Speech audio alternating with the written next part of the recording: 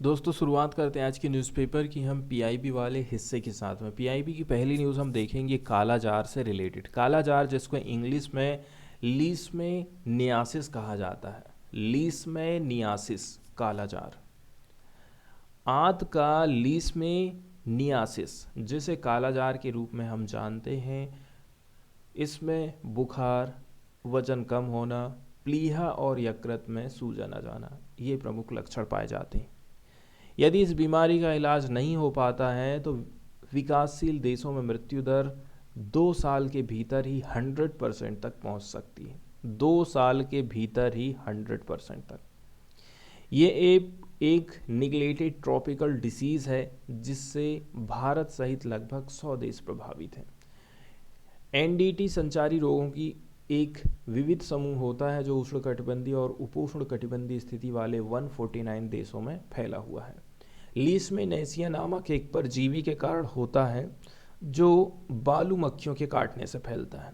ये बीमारी लीशमेनिया नामक एक परजीवी के कारण होता है जो कि बालू मक्खियों सैंड फ्लाइज के काटने से होता है। लीशमेनियासिस के 3 प्रकार हैं, आंत वाला, दूसरा त्वचा वाला और तीसरा है श्लेष्म त्वची क्यूटेनिसियस और आंत का लीशमेनियासिस। यदि आंत में ये बीमारी हो रही है तो ये शरीर के कई अंगों को प्रभावित करता है और ये रोग का सबसे गंभीर रूप है। यदि ये त्वचा में हो रहा है तो ये बीमारी त्वचा के घावों का कारण बनती है और ये बीमारी का नॉर्मल रूप है। फिर आ जाता है श्लेष्म त्वची। ये बीमारी त्वचा और श्लेष्मिक घावों के चलते चलते होती है। भारत में आमतौर पर कालाजार के नाम से जाने जाने वाला आंत का लीशमेनियासिस 95% से अधिक मामलों में इलाज नहीं किए जाने पर घातक हो जाता है। समय सीमा में चूक होने का रीजन, ठीक है, डायरेक्शन का अभाव, दूसरा व्यापक गरीबी, उन्मूलन कार्यक्रमों में उचित निर्देशन की कमी के चलते चलते कालाजार की साल दर साल वापसी होते रहती है।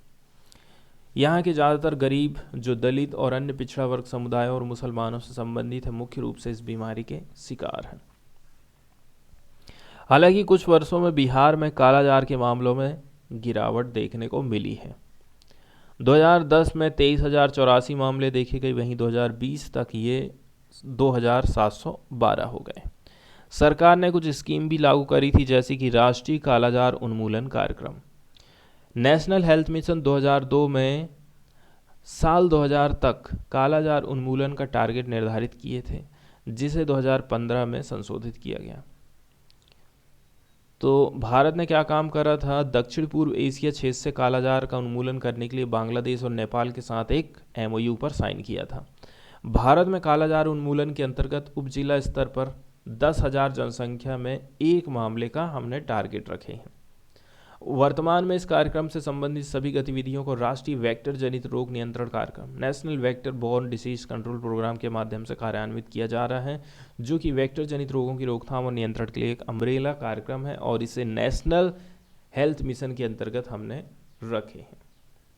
तो जो नेशनल वेक्टर बोर्न डिजीज़ है उसके अंतर्गत मलेरिया, डेंगू, लिम्फेटिक फाइलेरिया, कालाजार, जापानी इंसेफ्लाइटिस और चिकनगुनिया को कंट्रोल करना शामिल है और ये स्वास्थ्य और परिवार कल्याण मंत्रालय के अंतर्गत काम करता है।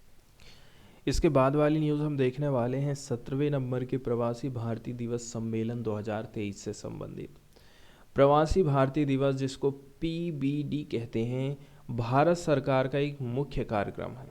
ये विदेशों में रहने वाले भारतीयों के साथ, इन्हीं को ही हम प्रवासी भारतीय कहते हैं। विदेशों में रहने वाले भारतीय इंडियंस, उन लोगों के साथ में जुड़ने और संपर्क स्थापित करने तथा प्रवासी भारतीयों को एक दूसरे के साथ बातचीत करने के लिए एक महत्वपूर्ण मंच प्रोवाइड करता है। 17वां प्रवासी भारतीय दिवस सम्मेलन मध्य प्रदेश सरकार के साथ साझेदारी में 8 से लेकर के 10 जनवरी तक 2023 का सम्मेलन इंदौर में आयोजित किया जा रहा है। इस पीबीडी सम्मेलन का विषय है प्रवासी, अमृत काल में भारत की प्रगति में विश्वसनीय भागीदार। लगभग 70 विभिन्न देशों के 3500 से भी ज़्यादा प्रवासी सदस्यों ने पीबीडी सम्मेलन के लिए रजिस्ट्रेशन करवाया है। इसके 3 खंड होंगे, 8 जनवरी 2023 को युवा प्रवासी भारतीय दिवस का उद्घाटन युवा कार्यक्रम और खेल मंत्रालय के साथ साझेदारी में होने वाला है। युवा प्रवासी भारतीय दिवस पर ऑस्ट्रेलिया की सांसद महामहिम सुश्री जनेटा मैस्केरेनहास को बुलाया जा रहा है।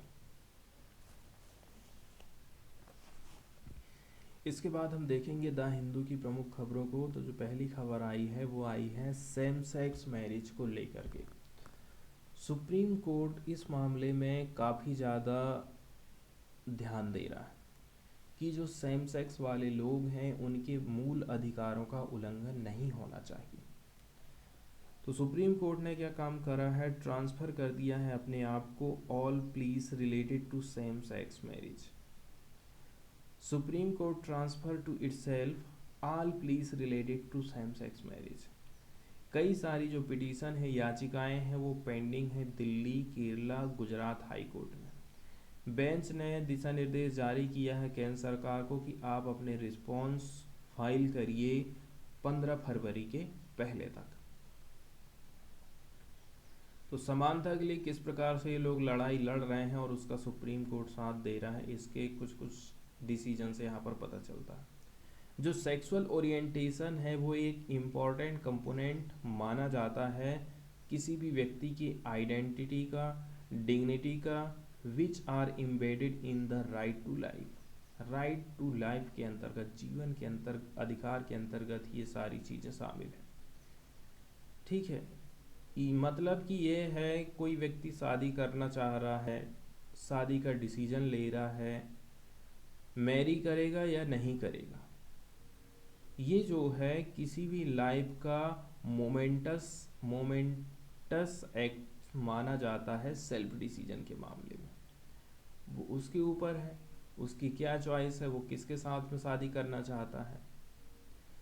इसके अलावा एक और डिसीजन हम देख रहे हैं कि जो लॉ है वो प्रोटेक्ट करता है एंड रिकॉग्नाइजेस करता है companionship through the institution of marriage. जो इंस्टीट्यूशन है मैरिज का, इसके माध्यम से इनका जो साथ है वो बना रहता है, लॉ उनको प्रोटेक्ट करता है। इसके अलावा जो सेक्सुअल ऑटोनॉमी है, इसके अलावा freedom to choose one's partner, ये एक इंट्रिंसिक पार्ट है सेंस ऑफ सेल्फहुड का।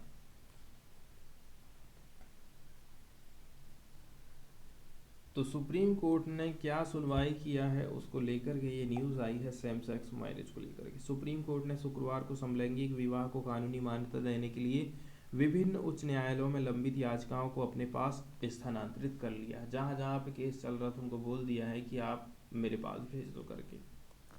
भारत के मुख्य न्यायाधीश डी.वाई. चंद्रचूड़ के नेतृत्व वाली 3 न्यायाधीशों की पीठ ने कहा कि इस मुद्दे पर एक आधिकारिक फैसले के लिए मामलों को सर्वोच्च न्यायालय में स्थानांतरित करने के लिए याचिकाकर्ताओं के बीच व्यापक सहमति बन गई थी। विशेष रूप से इस सवाल पर कि क्या समान लिंग विवाह को दायरे में लाया जाना चाहिए, किसमें 1954 का जो कानून चल रहा है उसमें।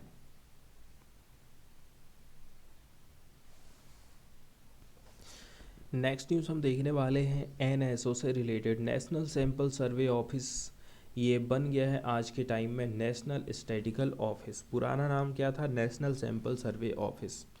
National sample survey office NSSO आज के टाइम में मर्ज हो गया है सेंट्रल स्टैटिकल ऑफिस के साथ में, ताकि निर्माण किया जा सके national statistical office NSO। This merger was approved by the government on 23 May 2019।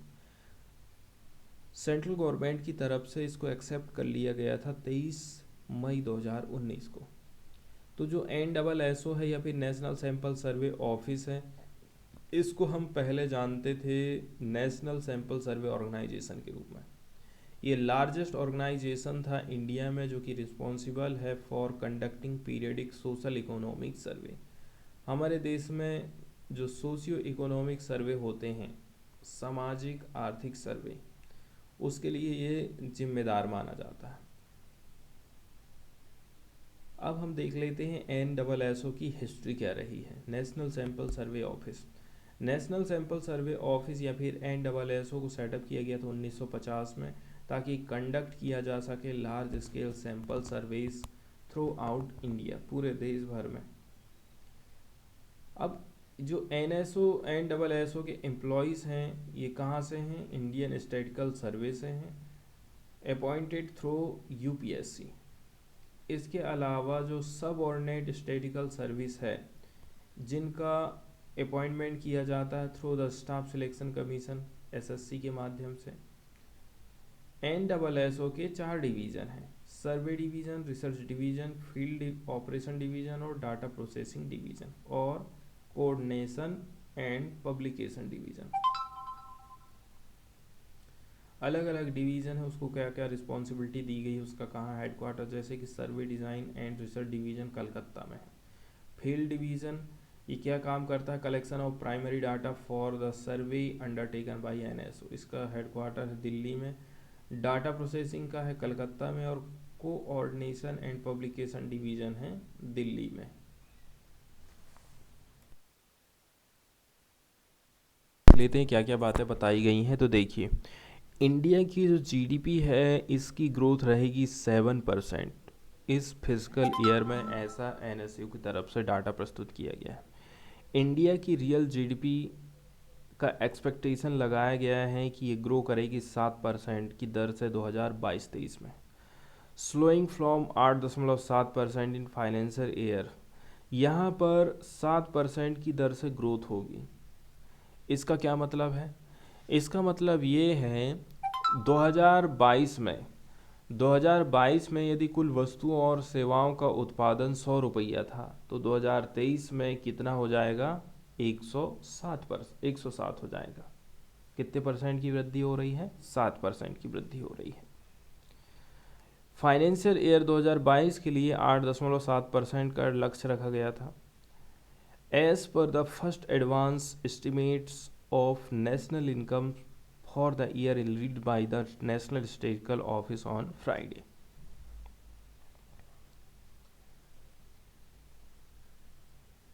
पहला जो महीना रहेगा वहाँ पर 9.7% की हमें वृद्धि देखने को मिलेगी। The advance estimate implies that growth will moderate to 4.5% in second half. लेकिन सेकेंड हाफ में हमें थोड़ी सी दिक्कत दिख रही है, क्योंकि ये जो ग्रोथ रेट है लगभग आधी हो गई है सेकेंड हाफ की यदि हम बात करें।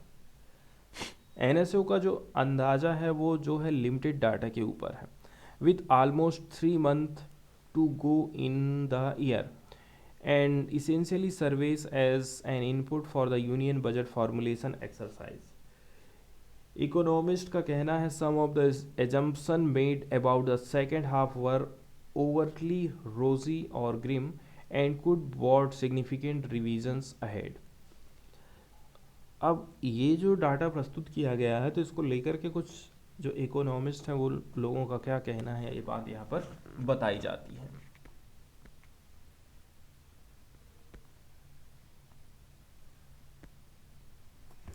यहाँ पर एक वर्ड यूज़ किया गया है रियल GDP। तो सबसे पहले हम नॉमिनल GDP को समझते हैं। जब एक साल में उत्पादित वस्तु और सेवाओं के मूल्यों की कैलकुलेशन मार्केट प्राइस पर या फिर करंट प्राइस पर की जाती है तो उसको हम नॉमिनल GDP कहते हैं। नॉमिनल GDP में देश की GDP अधिक होती है क्योंकि इसमें महंगाई की वैल्यू जुड़ी है। 2021-22 में मौजूदा कीमतों पर नॉमिनल GDP का अनुमान 232 लाख करोड़ रुपए है। 21-22 के दौरान GDP में 17.6% की वृद्धि रहने का अनुमान है। मूल कीमतों पर नॉमिनल GVA 210 लाख करोड़ रुपए का होने का अनुमान है। एग्जाम्पल के तौर पर यहाँ पर बताया जा रहा है। और रियल GDP हम किसको कहेंगे? एक साल में उत्पादित वस्तु और सेवाओं के मूल्यों की कैलकुलेशन के हिसाब से जो भी मूल्य निकल रहा है, ठीक है, यदि हम स्थिर प्राइस पर इसका कैलकुलेशन करें तो इसको हम रियल GDP कहते हैं। स्थिर प्राइस पर यदि हम कर रहे हैं तो इसका जो कैलकुलेशन है उस कैलकुलेशन के अंतर्गत जो हमें रिजल्ट प्राप्त होगा उसको हम रियल GDP कहते हैं।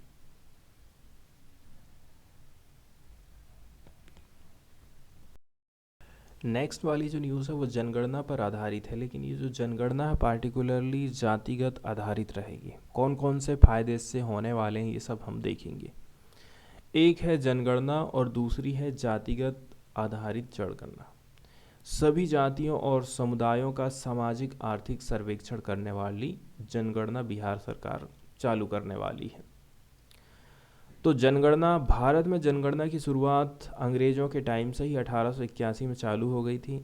जनगणना का आयोजन सरकार, नीति निर्माताओं, शिक्षाविदों और अन्य लोगों द्वारा भारतीय जनसंख्या से डेटा प्राप्त करने, संसाधनों तक पहुंचने, सामाजिक परिवर्तन, परिसीमन से संबंधित आंकड़े आदि का उपयोग करने के लिए किया जाता है। हालांकि 1940 के दशक की शुरुआत में 1941 की जनगणना के लिए भारत के जनगणना आयुक्त WWM यीट्स ने कहा था कि जनगणना एक बड़ी बेहद मजबूत अवधारणा है, लेकिन विशेष जांच के लिए ये एक अनुपयुक्त साधन है। अब हम बात कर रहे हैं सामाजिक, आर्थिक और जातिगत जनगणना की। 1931 के बाद 2011 में इसे पहली बार आयोजित किया गया था। SCCC का आशय है ग्रामीण और शहरी क्षेत्रों में प्रत्येक भारतीय परिवार की निम्नलिखित स्थिति के बारे में पता करना। उसकी आर्थिक स्थिति कैसी है, और जो जनगणना है और SCCC क्या है। भारतीय जनगणना भारतीय आबादी का एक पूरा का पूरा पिक्चर हमें बताती है, जबकि जो SEEC है ये राज्य द्वारा सहायता के लिए योग्य लाभार्थियों की पहचान करने का एक साधन है कि किसे फ़ायदा मिल रहा है, किसको नहीं मिल पा रहा है, तो हमको उसको फ़ायदा पहुंचाना है, फ़ायदा देना है।